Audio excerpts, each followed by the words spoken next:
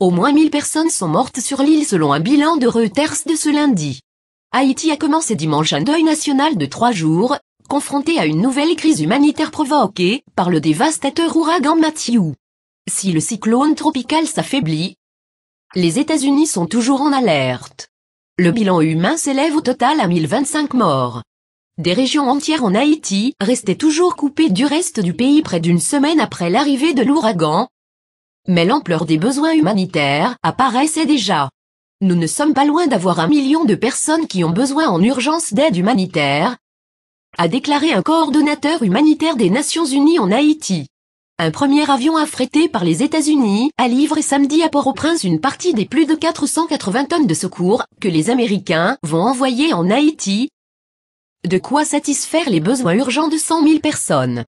La France a prévu d'acheminer avec 2 avions des stations de potabilisation de l'eau, 60 experts de la sécurité civile, des kits médicaux contre le choléra ainsi que du matériel humanitaire de première urgence. 2 hélicoptères sont déjà sur place pour participer aux missions de reconnaissance et de transport de matériel de secours. Les États-Unis toujours en danger après son passage sur les Caraïbes, Matthew a frappé depuis jeudi soir les côtes du sud-est des États-Unis. Extrêmement menaçant lorsqu'il était à proximité de la Floride, Matthew s'est affaibli et n'était plus dimanche matin qu'une tempête post-cyclonique. Il ne soufflait qu'à 120 km/h et se dirigeait vers le grand large après un virage vers l'est.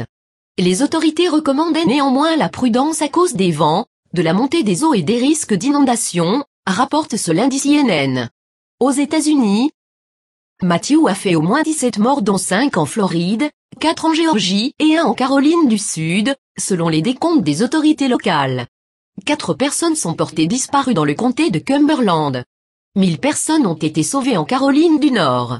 En Virginie, l'état d'urgence a été décrété à Norfolk et Virginia Beach où les habitants sont encouragés à rester chez eux. Regardez d'autres vidéos sur site, vidéo.sinclair.net.